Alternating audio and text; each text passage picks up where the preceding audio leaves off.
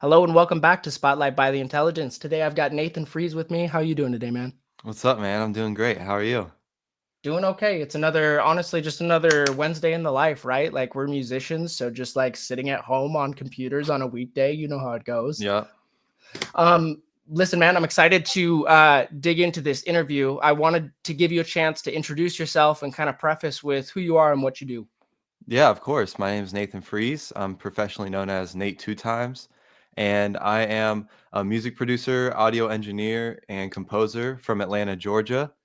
I'm 22 years old, and I've been doing music for about 8 years. I started when I was 14, and I've been doing it full time for about 2 years now. So. What do you think made the difference in allowing you to go full time? Did you have help or was it just all like strictly success? Like you saw a return and that set you up to be able to do it full time? Yeah, it was really a little bit of both. It was mainly just replacing my income at my 9 to 5 job. And once I was able to do that and focus more on the music and I live in Atlanta, so I work with a lot of clients, like doing a lot of mixing and tracking as well. So having more time to do that and focus on that was just a no-brainer. Like this is what I love to do, so why not do it full time if I'm able to now? So Most definitely. I was going to say a note about working with clients, right? You described being in Atlanta and I assume you're working with people in person. Is that right. correct? Yes. Okay. So what is it like to work with other artists? Do you have them come to you? Do you have a professional studio that they book appointments at? What is that process like? Yeah, yeah, it's great working with clients in person. It's, a whole different experience. I love, being able to like build records with people instead of just like sending them a beat and then they hop on it, whatever. I do sessions at my house, so I'll do tracking sessions, or, for a little bit more money, I do go to like professional studios all around the city, and it really just depends what the client wants. Like I have a very comfortable environment here, but maybe if they want to be a little more flashy and get some video content, then they want to take it to an actual studio and work. So it just depends. When you said tracking sessions, could you explain what that means to me? Yeah, of course. So if an artist comes to me, I can record them, and that's basically what tracking is. And then it gets more into like the mixing, like when you're actually doing, the final touches on the song. How do you find clientele, or do they find you? It started with a lot of reaching out to, just multiple artists that were local to me. Now, thankfully, a lot of people come to me, and I also have like a tight knit group of like, my clientele that is very consistent with working with me. Okay, so in other words, you got regulars. That's I awesome. do. I got Um, regulars. you talked about this period in the beginning in which you had to reach out to local artists. How did you make the judgment of who to reach out to, who to talk to, and how did you go about reaching out and saying, "Hey, hire me, let me work for you"? At first, when I didn't have a portfolio to my name, I just reached out to everybody. Like any artist that I saw that was in Atlanta and that was like in the market for something like production or engineering, I immediately reached out to them. And then once I was able to build somewhat of a portfolio out, then I would just, find artists that I like or that are in similar genres that I'm interested in and send them my portfolio and say, look, this is what I can do, you down to work? And then after that, just talk prices and all that fun stuff. What do you think a good portfolio needs? Like when did you feel like yours reached a point at which you could be more selective about who you contacted? Honestly, of course, a lot of high quality work is important, but I feel like what's most important, what worked best for me was variety. You can't be all in one genre, because if you do, like it's cool to, hit up that genre of people, but it's a lot easier when you're doing a lot of different things well. Sure. So you've got a diverse selection of different things that you can do, which showcases your talents in a bunch of different areas. What's your preferred genre to work in? It used to be, so when I was first coming up, it was definitely like the rap scene of stuff. I then shifted into like the whole lo-fi scene, which I still do a lot of instrumentals and that. Now recently, a lot of like pop and R&B has been super fun, or like even more into like the indie genre. It's just like very fresh, and it's a lot easier to work with the artist. Like when you have like singing rather than rapping, you can do a lot more with it. Most definitely. I respect that about an artist who can do it all, so to speak, because I get bored working in the same genre for too Right. long, and that's no disrespect to anybody who's like absolutely mastered rap and hip hop, but Of like, course. is that all you can do? You know? Right. Um, let's talk about how you got there. So you said you've been doing music for 8 years and you're Mhm. 22. That's a long time to have achieved this status at such an early age. So like what's your education experience? How did you come to be a producer at 22? So when I started at 14 years old, I remember I was listening to just a lot of hip hop music at the time. I don't have any like background with music as far as my family or anything like that, but I really just started focusing on the instrumental aspect of each song that I was listening to, and I was like, how do you do this? Like what is this? So I started researching it. I quickly found like a YouTube community that was, teaching or live streaming their process on making beats. And I just got obsessed with it. So I was watching tons of producers doing their thing. And eventually I just was like, I want to try this. So I got a little drum pad that came with a free software and just started learning. It was kind of like a YouTube university type of situation. I just learned off YouTube and built off of that. I love to see a self-taught success story. So like for example, like I worked with over 100 clients in my guitar career, right? I Mhm. took maybe professional lessons for like a month during that entire time period. Everything else was self-taught. And so Awesome. it speaks to the like you don't have to have a degree. I don't believe in like gatekeeping. If you're good at what you do, you deserve to do work in that domain. And it Right. sounds like you earned your education through just putting in the hours, which is honestly incredible to hear. What do you use to make music now? I use everything. I use so for production based things, I use a lot of FL Studio. Um, for recording and mixing, I use Pro Tools, and then when it comes to like building live sets and doing that sort of thing, which I'm a little newer to, I use Ableton. So I'm kind of all over the place, but each one has their pros and cons. Do you want to give me some more details on the pros and cons? As I use Ableton for all of the above scenarios that you just described. So like what's the trade-off for switching DAWs to do a different function? I feel like it's a lot of workflow things. Like FL Studio is what I learned most of my talents on, and I feel like FL Studio is very user friendly and their interface is like amazing for drums, like for getting good drum sounds. It's just great. Um Pro Tools I love because it's like the workflow when you're tracking and mixing and just how like the interfaces and the processing power on your plugins is just super smooth. So Pro Tools is great, and it's also the industry standard. So I kind of had to force myself to learn that when I was getting into real studios. And then of course Ableton. I'm a little newer to Ableton, but I think Ableton's like live set capability and how you're able to automate and all that good stuff is great. So I have never heard someone speak to the capabilities of the Ableton live set, which is funny because I have 10 years in Ableton and I've never once used it to play a live set. I do everything in arrangement. So it's cool to hear that it's getting used. I'd love to learn more about that, but I want to stick to what you feel like expert in, I guess. So let's flash back to FL Studio, right? When right. you are building a beat from the ground up, what does that process look like to you? How does it go from an idea to a track? It's different every time, honestly. When I started, I did a lot of things on my own. So I'd start on my MIDI keyboard, pull up some sounds, and just start going crazy. Doing a lot of writing, doing melodies and stuff. And then after that, get a good rhythm with the drums. And here recently, I've been doing a lot more collaborations. So other producers will send me starters and I'll pull that up and just see where it needs to go and build off of it that way. But really every time that I start a project, it's completely different. I like to keep it fresh. Cool, constantly reinventing yourself, I can get behind Mhm. it. Do you have any, like, go-to pieces of equipment or plugins that are, like, a must-have or a must-use for projects when you typically start? Definitely my MIDI keyboard is great just to, start getting ideas down. As far as plugins go, I'll do a lot of like Keyscape. They have great piano sounds, and then Serum super dope for like their sound design capability. And I recently got a ukulele, so I've been messing around with that, just getting some starters with that as well. And of course, I have, 3 guitars, so I'll mess around with those as well. But really, what my strong suit is and what a lot of people come to me for is my drums. So like my production and the drum space is very good. So I do a lot What of that. what makes the production in the drum space so good? Protecting trade secrets and all that. Like, why do people come to you for that?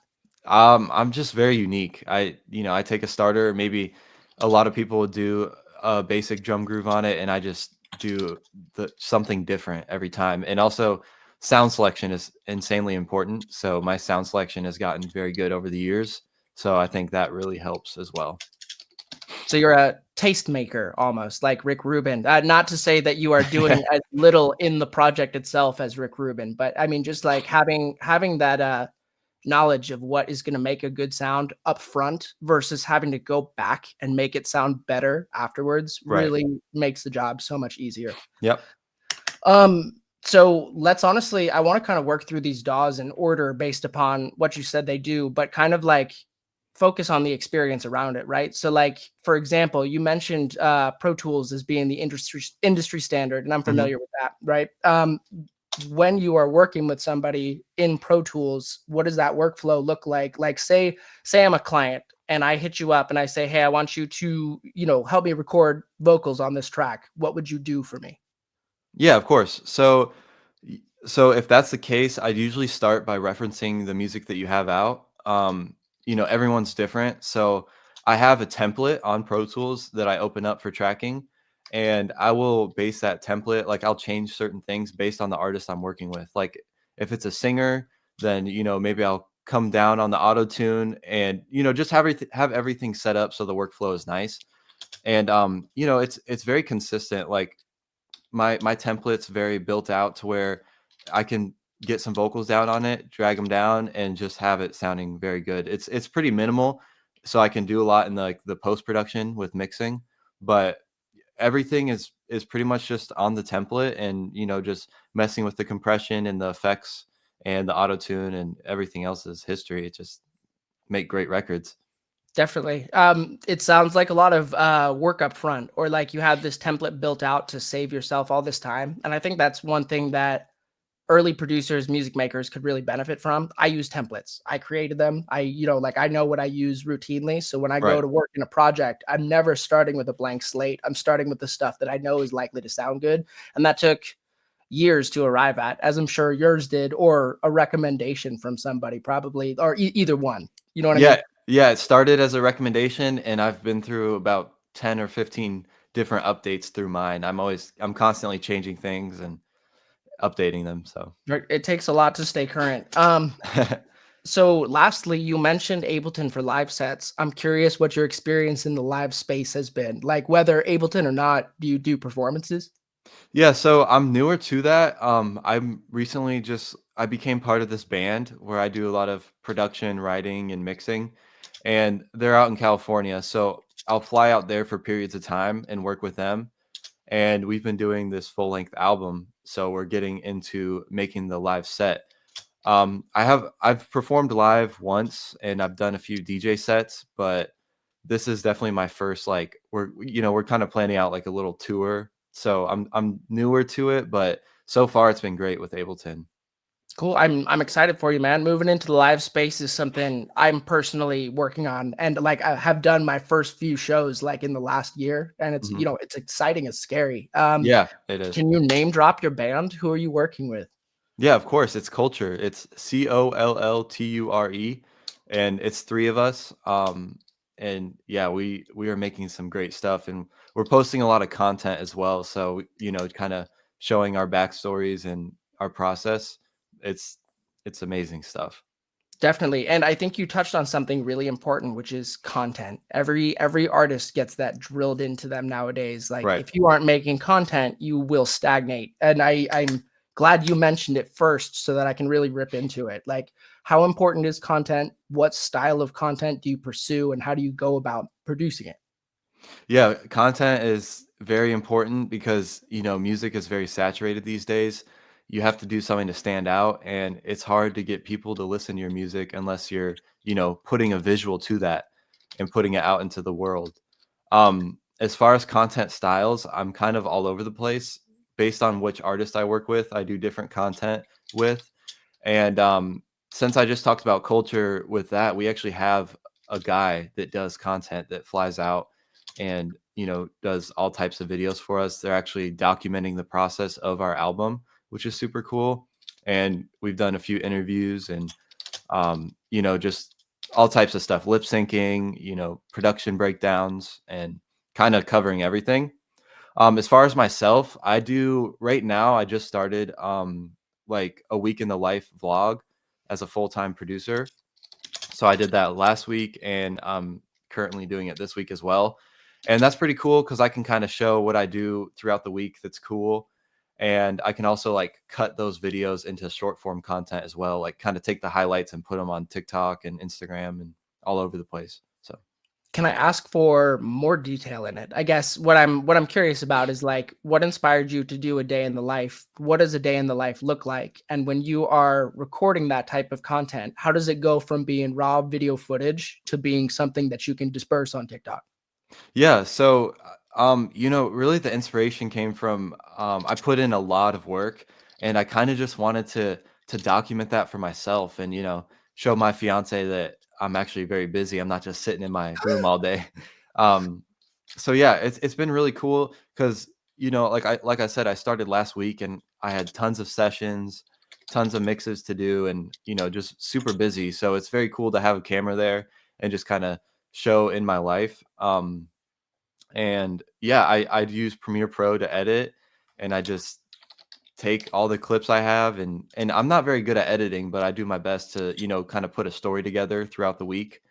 And yeah, like I said, I'll take those highlights and just put them on TikTok and all that. What would you say the turnaround is? Like, if you spend X amount of time filming, how much of that film gets turned into content? Is it like an hour to a minute? Like, do you think you know the ratios if you had to guess? I mean, I film like very intentionally. So like I will put up my camera and if it's for a session, I'll just like I don't want to show too much of, a song that's being made. I'm not trying to like leak someone's full song. So I'll just take like little clips of it.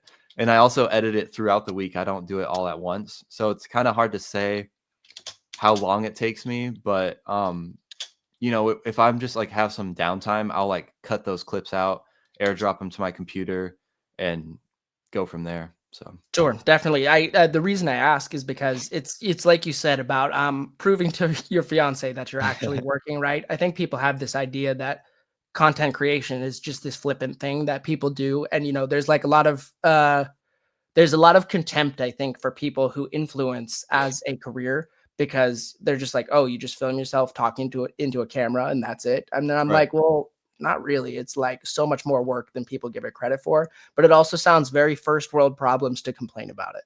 Yeah, of course. Um, let's see if we can I want to know specifically what role the internet has played for your job here. Like nowadays, we reach out to people, other artists and stuff, we can just hit the Instagram DM. Like the world has changed a lot and how we contact other professionals. So like I guess what I'm curious is like what platforms do you prioritize when you are working online? What are your go-tos and how do you go about making content that's specific to those platforms? So as of right now, I would say Instagram is like my go-to as far as reaching out to people. I have a pretty strong portfolio on there, and it's easy to get responses for me. And of course, email is another big one because it's like a more professional sense. But actually, like my main winner has been just like in-person connection. My biggest placement has been just like being in the studio, talking with an artist, and that turning into a song that came out, and it was a major label placement as well. But um, let's see. As far as like content specific things, I haven't been the best at that. Like I'll do like the long form videos on YouTube, and then when I cut those out, I'll just put them everywhere. I don't like make it specific. But what I do make specific is on Instagram, I'll post like my big placements and like have a snippet of the song, which is pretty cool for artists to be able to go on there and see like, oh, he's done this style, this style. I think we can work. Cool. I like the emphasis on placements because it's like an achievement, Mhm. like an award, so to speak, of like, hey, my track got featured here or got picked up by this person. Right. If somebody was in your position pre-placement and didn't have any of those achievements yet to speak of, how would you encourage them to go about getting a placement, especially with how you described your best one happening in person? Yeah, I think that people make this a lot more complicated than what it is. It's really simple in my opinion. So first of all, you have to put in a lot of work. You have to really perfect your sound and have a unique sound because you don't want to sound like everybody else sending the artist beats. You want to stand out. And then after you can get that down, it's really just networking, as far as like getting out there in person is great, but if you're not in an area where there's a lot of music things happening, of course you can, do the whole social media thing and present your work, especially if it's unique. You're going to get some eyes and ears on you. So, It sounds like you prefer networking in person. So I wholeheartedly support that. I saw things explode for me much faster in person than they ever did mhm. online. With that in mind, if somebody has never gone to a networking event or gone out in public looking to meet people for work, where do they even begin? It's really, like if you're in a hotspot area, it's a lot easier.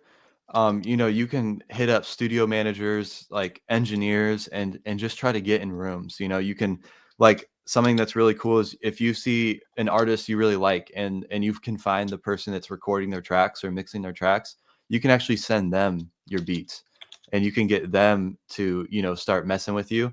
And then off of that, you can be like, hey, I can pull up in person, blah, blah, blah.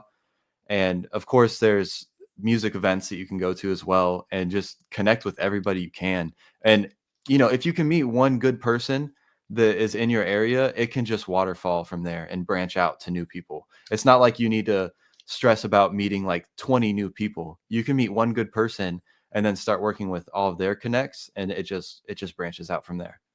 Sure, definitely. Quality over quantity in this context, it sounds like. I'm Yeah. interested to hear about specifically when you talked about talking to the people who were working behind the scenes and seeing if you could come sit in. Would you compare it to like job shadowing, for example, or is it a little bit more different than that? Yeah, from my personal experience, it was exactly like that. I was in a big studio in Atlanta, and I was kind of just being like a secondary engineer type of thing, and just sitting in. And I was sitting in their A room. I've never been in their A room before, so I was just checking it out, seeing a session, and the session happened to be with a Def Jam artist. Artist signed to the Def Jam label, which is a major label and off of that, I was just talking with the artist before they started their actual session, and we just kind of clicked immediately. And off of that, I told him that I did production. I was trying to get more into it, and then he was like, "Oh, you do production? Okay. What can you do with this track?" And he just pulled up like this guitar loop with this vocal on it, and I was like, I just plugged up and just killed it. So it was kind of history after that. The song came out like a few months later. So yeah, it was just basically shadowing. That's it. Okay, so honestly, that is it's such a unique experience, right? Because it's partially down to like you're in the right place at the right time, or at Right. least like in Atlanta, music hotspot, and you have the opportunity to pull up in person hmm to these locations. Did you say how did you stumble into the opportunity to be in this mixing room when this artist came in? You just reached out to the mix engineer and asked if you could come hang out while he worked? So, I became friends with this guy. I was there for another session, just like a smaller session, just doing some production things, and I happened to run into one of the co-owners of the studio, and we just became friends. And I was going there every once in a while. We were working on production and stuff. So, just off of that natural friendship, he was like, "Hey, I got a big session. It'd be cool if you came and hung out." And I was like, "Of course, I'm down." Cool. So there's a lot that goes into just being friendly and personable and the kind of person that people would want to have around so that Right. these important people bring you in on these opportunities and they don't even think about it. But for somebody who's never had a major placement, that kind of thing is huge. Right. Yeah, so 100%. it's like, no disrespect intended. It's like a lot of talent and a little bit of luck involved, just Yeah. like in the way these things line up. And I've had a lot of other artists talk to me about that sort of thing. They're like, I don't mean to minimize anybody's achievements, but there is an immense amount of luck that Oh, goes yeah. into finding the right opportunity. 100%. There's a lot of luck. It's like But it's like, you're at a certain step in your career, which is super dope, and then getting over that big step, there's a lot of luck involved in most cases to, get to that step where you're more free in your career. most definitely. You mentioned working with artists and some collaborations and stuff. I'm curious to know more about your experience collaborating and working with and for other artists. So like um I guess maybe do you have are you are you on an NDA? Can you name drop any of the artists that you worked with? Any ones that like or speaking anonymously, have you had good and bad experiences working with other clients? Yeah, so all of my experiences have been very good. I have over I have like almost 600 credits that have been released that are out. So I've definitely worked with a lot of artists. Um, there's a few notable ones like I was talking about like with Def Jam. I've worked with Suave, Chase Shakur, which are some bigger names in the R&B space, and I just working with a lot of like really cool independent artists as well. Some to name off the top of my head, we have Zebby, which is super cool. Thomas Reed, he's like an indie artist. It's awesome that I've been working with heavy. And then also, a lot of producers. Steezy Prime is one of them. He's in the lo-fi space as well. I think you've actually done an I interview with I him. interviewed him. Yeah, Right. he great dude. Yeah, of course. Yeah, he's awesome, and we've been working very heavy.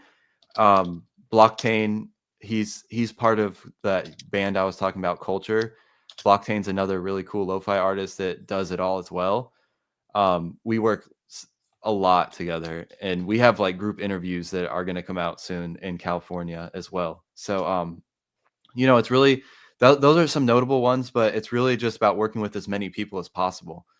Each person brings a different thing to the table, which is super cool, and can introduce you to new artists to work with as well. I couldn't agree more, honestly. And especially I like how I'm starting to see more people I'm familiar with as you work your way down the line from the R&B space to the lo-fi space. Hmm. That's I wouldn't say that's my gang. I really love and support the work that they do. I'm more of like the obnoxious EDM space coming to Okay. like pick their brains about their lo-fi. But um one thing I've noticed from talking to these guys in lo-fi is just how big of a role the online community plays in like the way things line up for collaborations, projects, Hmm. and whatnot. How did you find yourself entering the lo-fi space? It was really I was in this collective, this music collective called Bateki when I was, first coming up, and there was a lot of cool people in there. And it just so happened that like one of the producers in there was working on a lo-fi track. And I wasn't super familiar with it, but I was familiar with like Lo-Fi Girl, the label. And he asked me if I wanted to be a part of it, and I was like, "Of course, I'm down to do anything." So I did that with him, and we released it. And then I actually had a few friends that I went to high school with at the time that were like, "Yo, this is dope. You should keep doing lo-fi stuff." So I was like, "All right, cool. Like if people like it, I'm down to do it." So it kind of just branched out from there. And then once I met some people in the lo-fi community, which is a super dope, like tight knit community, I just kept going from there and, collaborating with new people, working with new independent labels and doing the whole thing. So, So, in other words, the opportunity to work on a lo-fi track presented itself spontaneously. You jumped on the opportunity, and the rest is history, like you said before. yep. Love it. Yeah, it all sounds very natural, non-forced, like it was meant to happen. I guess what I'm curious now is like I talk to a lot of people who are full-time strictly because the music that they generate gets enough streams to pay bills, which I think is impressive. You know what I mean? It's like streaming pays like dirt. So for the record, if you're making a living off of streams, you must be doing really well. With Yes. that in mind, it sounds like you're also working in person with clients in other genres. What, if you're allowed to discuss, what pays better? Not using specific numbers, but like, where does your income as a musician come from? Yeah. So, when I first was able to go full time in music, it was like stream related. I had like a big independent song get picked up by a few editorials, which was super dope. and right now it's sitting at like 3 million streams. And of course, there's other songs to go along with that that just like built up my portfolio to give me those strong royalty checks. But I would say like working with clients has been paying me better, especially because nowadays a lot of artists come to me and want me to executively produce and mix like their full projects, which is a pretty penny. So that when that is consistent, it's a lot of work, but it definitely pays off. Definitely. And I like to see almost like I wouldn't disrespect anyone by calling it like a higher level, but I like to see a progression of like, okay, the music's good, it pays for itself. Let's take things a step further and move one step deeper into that professional space, which it sounds like you have done and are doing well. Yeah. I'm gonna screen through and find some other stuff that I'm curious about. Give me just a moment.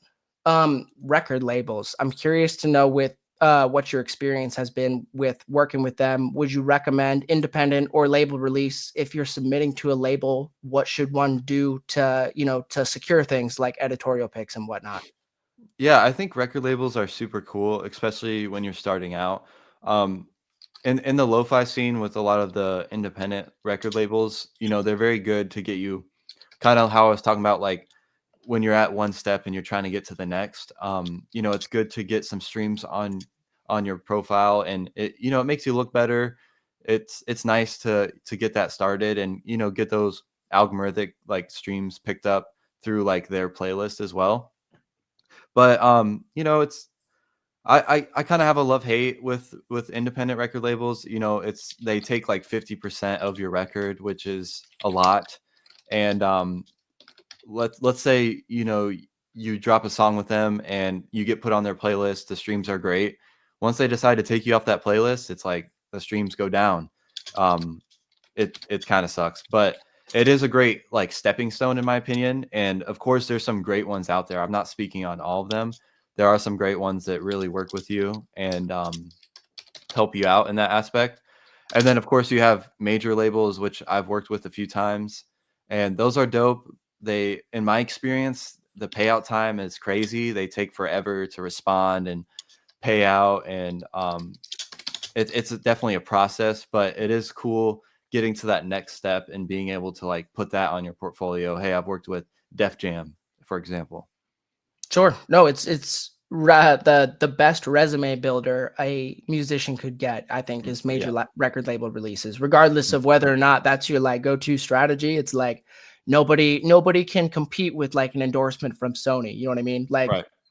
and I like your description of using indie record labels as a stepping stone because I think it kind of accurately characterizes what they can do for you, right? Which is like get some attention on you while you need it most. Then at Mhm. that point, should you decide that it's not like super lucrative to have this organization taking 50% of your proceeds, at that point, do you go independent with the release? Yeah, it's really again very situational. It just depends what I'm doing. Like maybe I'm working with a collaborator that works with a record label that they want to release with, and that's cool. Like I'm very, easygoing. Like whatever happens, happens. I do a lot of independent releases, which are cool, and at this point do pretty well for me. But if there's a cool compilation going on and with a lo-fi label, I'm down to submit a track. But as far as like doing a full length album with a record label, it would have to be like the right spot. I'm not just gonna sign over 50% of my royalties to a label for like a full length album that I worked super hard on if it's just gonna get 1,000 streams a day type of thing. Sure. No, I get it. Like once your work reaches a certain level of reputation, I feel like it's reasonable to be a little bit choosier with who gets to represent it. Right. Yeah, that's honestly it's awesome. Especially too like I like the idea of being easygoing too because I think a little people get a little bit too obsessed with the record label train as well. But Hmm. like, like sometimes you can be sitting on those submissions for like days, weeks, months at a time Right. and the music's still unreleased and it's holding you up from doing the next thing. You know what I mean? Like if you you described doing it multiple different ways. Can you describe the scenarios in which you would decide to release something independently? Is it just a matter of like nowadays, if you wanted full credit for your work and there was nobody else on it, you would go independent hands down? Um, it depends. Like I learned early on that, when I released my biggest song yet, independent, it was one of those ones that I sent to a few labels and they actually declined it. And I was like, I need to release. It was when I was releasing like, one track a week at that point.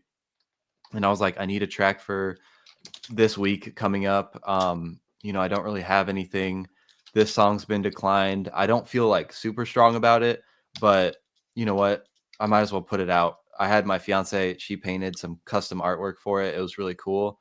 And I was like, I got art, got the song. I'll just put it out, not think about it.